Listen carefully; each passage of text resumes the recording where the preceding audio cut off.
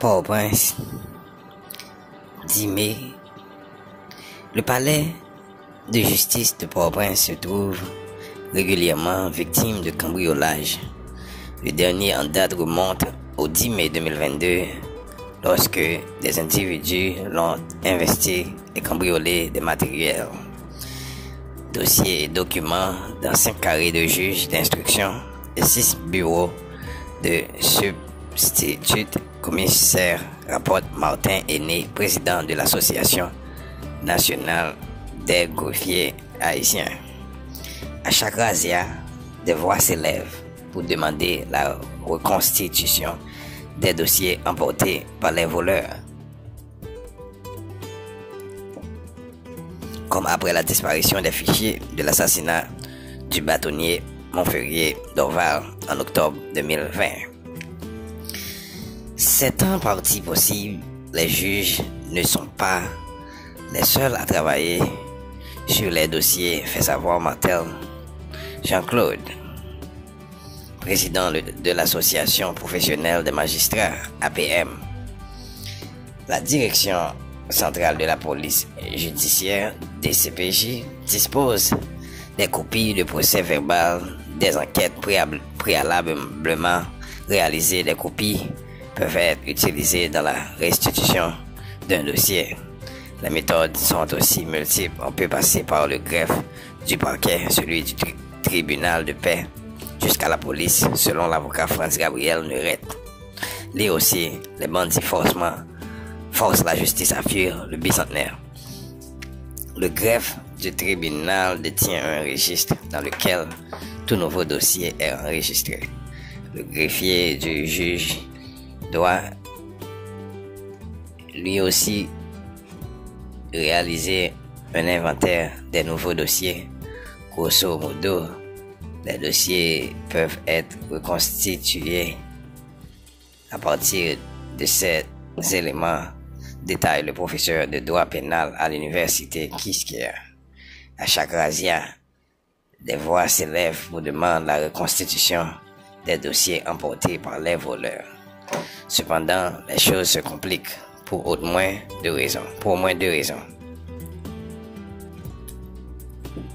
Une mauvaise pratique semble s'installer au tribunal depuis quelque temps, rapporte un fonctionnaire du ministre de la Justice requérant l'anonymat. Selon lui, les juges d'instruction souvent décident d'enregistrer les actes contenant des informations importantes sur les feuilles volantes au lieu de les inscrire dans les cahiers d'instruction. Si les informations sont enregistrées au cahier d'instruction du tribunal à l'aide des expéditions, on peut en tirer des procès-verbaux pour reconstituer aussi fidèlement que possible les dossiers manquants, dit la source. Si le dossier reste intraçable au parquet ainsi qu'au tribunal de première instance, le doyen du tribunal, le chef du parquet et le juge peuvent faire appel au tribunal de paix ou à la police, notamment à la DCPJ, selon la provenance des dossiers. D'après ces sources au sein de l'appareil judiciaire, dans le cas où tous les éléments du dossier sont perdus au niveau des institutions étatiques, le juge d'instruction, le substitut commissaire et le commissaire du gouvernement peuvent contacter à nouveau les parties pour obtenir les informations perdues. Les greffiers les plus difficiles à reconstituer, selon M. Franz Gabriel Neuret, ce sont les éléments que le juge avait lui-même collectés lors des auditions des témoins et des accusés. Lorsqu'on interroge une personne à nouveau, elle ne va pas répéter fidèlement les mêmes déclarations, signale l'avocat. Elle peut décider de mentir ou changer de version, surtout si la personne est certaine que tous les dossiers sont perdus et que le juge ne peut pas comparer ses déclarations. Les différents ordres émis par un juge sont difficilement trouvables dans un dossier où tous les éléments sont perdus. Si le magistrat avait émis des mandats, on ne va pas retrouver, puisqu'en général les mandats d'amener et les ordres de dépôt ne sont pas enregistrés au parquet. Toutefois, le registre de la prison peut faire mention qu'un ordre de dépôt a été exécuté sur l'ordonnance d'un juge ou d'un commissaire quelconque, conclut Franz Gabriel Neuret. Les carrés de juges Jean-Wilner Morin, Annie Fignolet, Gary Aurélien, Ramon Assimé ont entre autres, été saccagé lors des événements du 10 mai dernier. En janvier 2022, le bureau du juge d'instruction Denis Sipien a été cambriolé par des individus non identifiés. Dans la nuit du 27 au 28 octobre 2021, des individus encore non identifiés ont pénétré l'enceinte du tribunal pour vandaliser le cabinet du juge d'instruction d'alors Gary Aurélien, qui avait la charge du dossier d'assassinat du défunt président Jovenel Moïse. Le palais de justice de Port-au-Prince noyé dans la saleté. Le 20 octobre 2020, le coffre-fort qui détenait plusieurs dossiers, dont celui relatif à l'assassinat de l'ex-bâtonnier de l'ordre des avocats de Port-au-Prince, Montferré de Fort Dorval, a été remporté.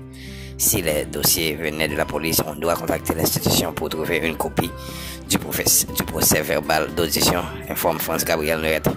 S'il venait du tribunal de paix, on peut faire recours pour avoir les procès verbaux de constat et d'audition à l'aide des expéditions. La disparition des objets recueillis sur les scènes de crimes et de délits constitue un autre sujet. Le carré des juges d'instruction ne dispose pas assez d'espace pour stocker ces éléments, qu'on appelle également pièces à conviction. Elles sont stockées dans un dépôt au tribunal. Les juges n'ont à leur disposition que des procès-verbaux de constat et d'audition.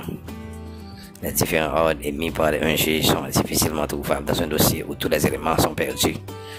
Au dire du juge Jean-Claude, même si ces preuves matérielles disparaissent, cela ne devrait techniquement pas empêcher la poursuite du processus judiciaire. On ne les aura pas physiquement pour la poursuite du dossier, mais on peut toujours retrouver des procès-verbaux de constat qui les mentionnent. Dit le juge, l'absence des pièces à conviction ne pose donc pas le réel problème pour l'avancement d'un dossier. Fort souvent, les pièces à conviction encombrantes sont détruites. Par exemple, les stupéfiants en quantité fort imposante ne vont pas être emmenés au tribunal après constat. Ils sont